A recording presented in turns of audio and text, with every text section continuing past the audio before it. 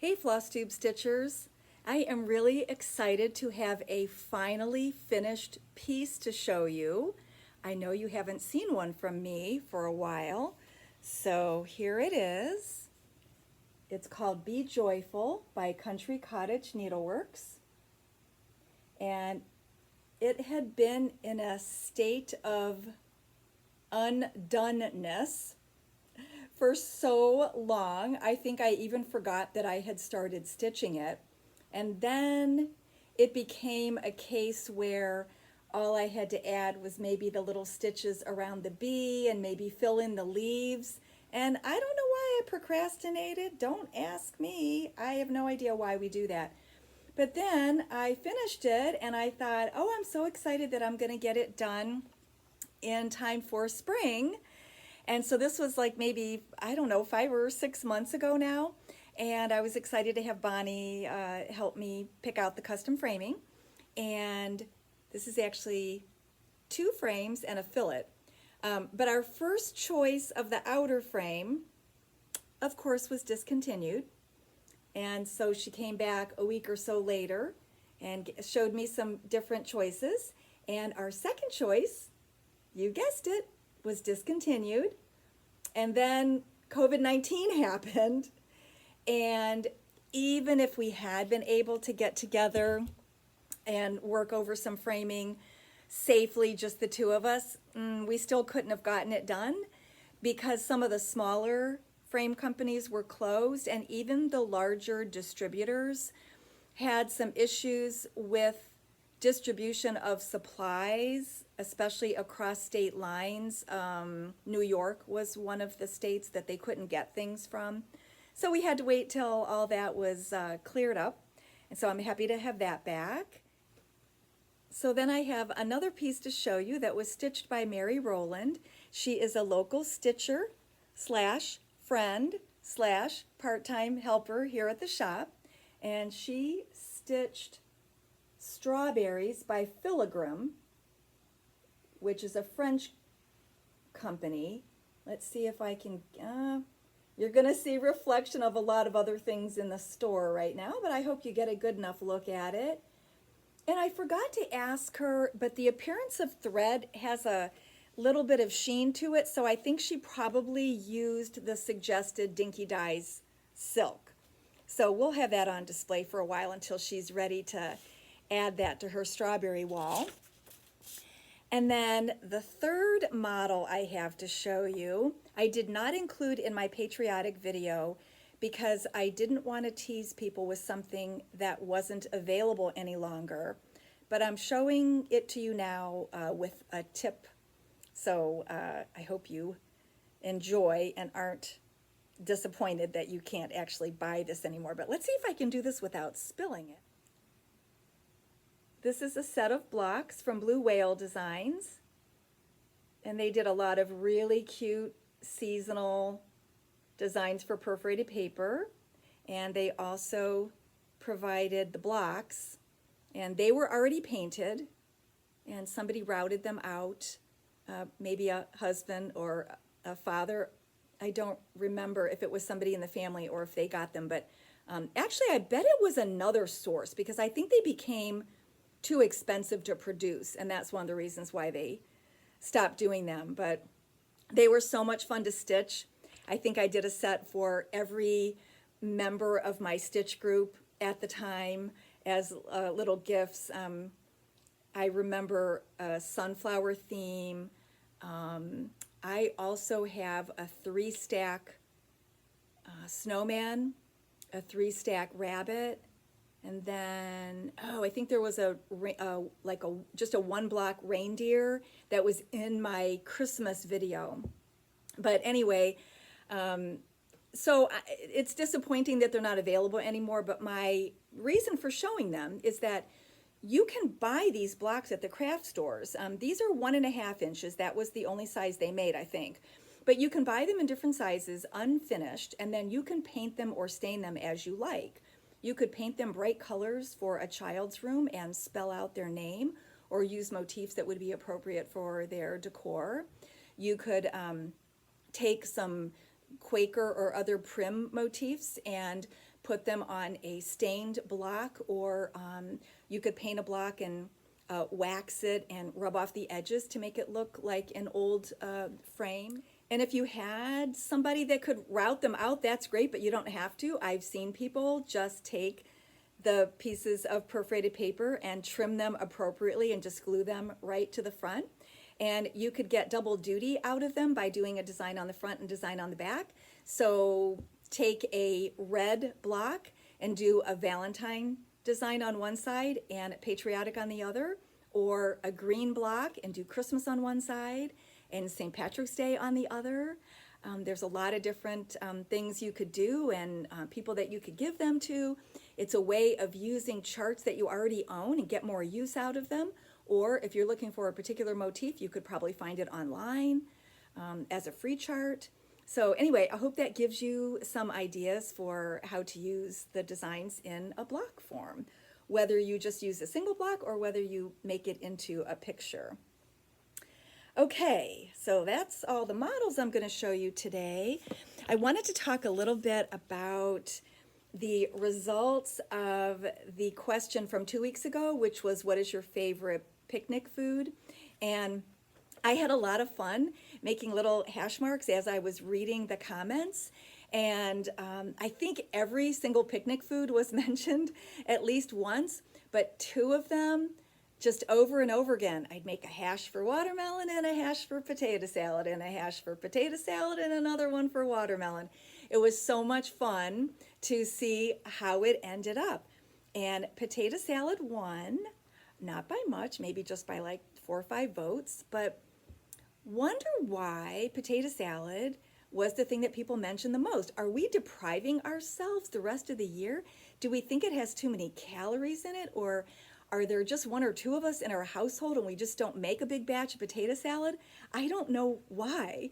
But anyway, potato salad won. Watermelon was second. So everything under the sun was mentioned. Obviously, grilled hot dogs and grilled hamburgers, fried chicken. Somebody even said breaded pork chops with applesauce. That must have been like a family meal that they always did for picnics. But that was different. Deviled eggs only got 3 votes. My goodness. I think had I answered the question, I might have said deviled eggs, because I think that's always the first thing that goes at a potluck. Some people bring 2 dozen or 3 dozen because they know that happens and they don't want their family fighting. Some people are asked to bring their famous deviled eggs to a party. So anyway, I thought that would have gotten more votes, but everything got a vote. Let's see what we have here. Coleslaw, wilted lettuce salad, 7-layer salad, corn on the cob, macaroni salad, broccoli salad, cucumbers and sour cream, pickled beets, cold rice salad, baked beans. Somebody just said salad, and I loved going to potlucks as a kid because there were so many different salads that I had never seen before that my mom didn't make, and I used to love making a whole plate of salad. I still do. Jalapeno cheddar brats, yeah. German potato salad. Somebody mentioned a patriotic cake with blueberries in a white cake and then make a strawberry frosting. Blueberry buckle, strawberry shortcake, peach ice cream, strawberry pie, and somebody just said dessert. Yay, dessert. Nobody mentioned chocolate. Maybe that's because it melts so fast. So Marla, the person who won it, had said fresh fruit, and somebody else said fruit salsa with cinnamon pita chips. I am so sorry that I cannot remember who said what. I started to write it all down, but it just would have been too much, and the video would have been too long, so apologize for that, but I did answer everybody. The other thing that I wanted to talk about was a 4th of July party that we normally go to is held by my brother's brother-in-law and his wife, and they can see upwards of 100 people at their house throughout the afternoon and evening. And one of their neighbors always brings weed salad. So I didn't get the recipe. I thought I had, but I didn't get the recipe. And I just now tried to look it up for you. And yeah, guess what happened when I Googled weed salad? wrong kind of weed. So once I figured out what it was, I got some more information on it. So I'll put a picture at the end too of the weed. It's called common purslane, and the Latin is Portulaca oleracea, and it's also called garden purslane, little hogweed, and pursley. So it's a low-growing herbaceous annual. All parts are edible: the stem, the seeds, the leaves, and the flowers. It's called a companion plant. It's low growing, so it is like a ground cover that provides a nice moist microclimate for other plants, and then it draws nutrients up to them. So it's very helpful in a garden. It tends to come up through cracks in your sidewalk or in between your garden stones or garden paths. So I keep forgetting to suggest to my husband that we actually grow this. What else? It is commonly eaten like a leafy vegetable, or cooked like spinach, or used as a thickener in soups and stews. It's widely found in East Mediterranean countries.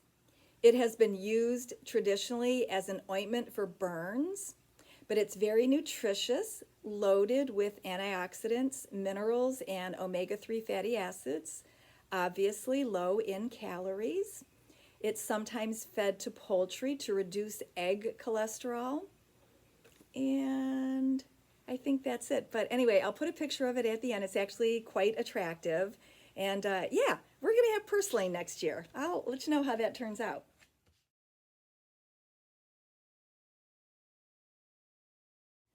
So this week I drew the name for Summertide Blessings from Plum Street Samplers. And the question had been, what is your favorite thing about summer? And the name that the random number generator chose was Nan King. And she said, my favorite thing in the summer is getting together with all my family members for an old-fashioned corn bake. We'll definitely miss doing it this year. Nan, what is a corn bake? Is it like a clam bake? Because I'm not into clams. So I ignore every invitation or event that has clam bake in the title. But corn bake, I maybe could get into that. So let us know. Okay, because I wait until the very last minute to pick the winner, I haven't always had a chance to go over the comments. So I'll talk about the rest of people's favorite parts about summer next time. Okay, now let's really get into this Quarantine 15, which was the name of the video after all. For me, I don't think it was 15, but maybe it was 5 or 7, something like that. I don't use a scale. But I can tell by the way my summer pants don't fit that something is happening. So I have upped my walking game. I go with Holly about a mile to a mile and a half in the morning, and then in the evenings I go longer, 2 to 3 or more miles. And I listen to an audiobook, which is the only way I can get through it. Otherwise, it's too hot and too boring, and I want to give up when I get close to my house instead of making another lap. So I've been listening to audiobooks. But why did the Quarantine 15 happen for people?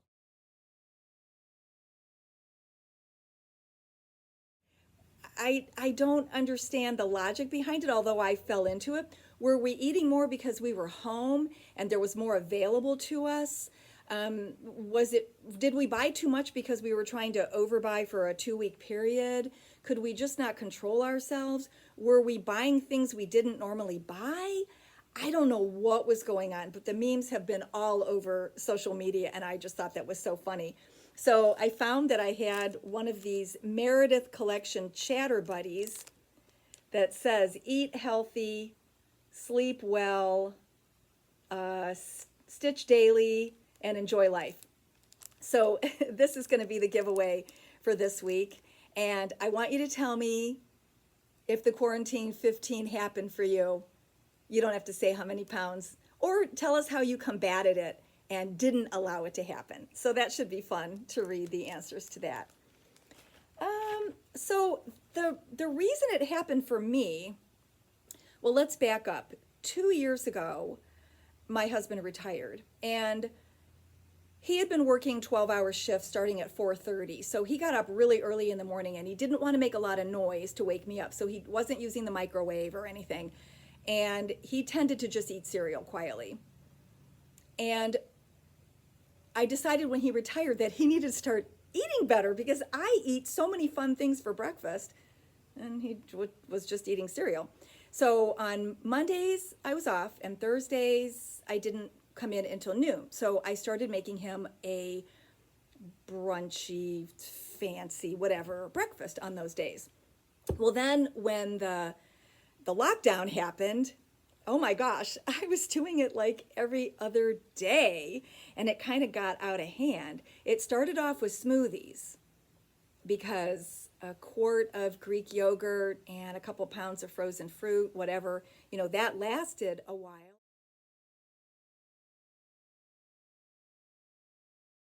Sometimes there were healthy things, but more often than not, it was coconut pancakes with fresh mango and pineapple, blueberry sour cream coffee cake, sweet potato pancakes with pecans, strawberry buttermilk scones, red velvet waffles, what else? Banana coffee cake with chocolate chip streusel, and even I said there were too many chocolate chips in it. Please. Those were desserts, okay? But we were eating them for breakfast. I'll put some pictures at the end for you to see, but that's how it happened for me. And I didn't stop doing it. I'm just walking to take care of it. That's my answer. So I guess that's it for today. Thanks for watching. Bye.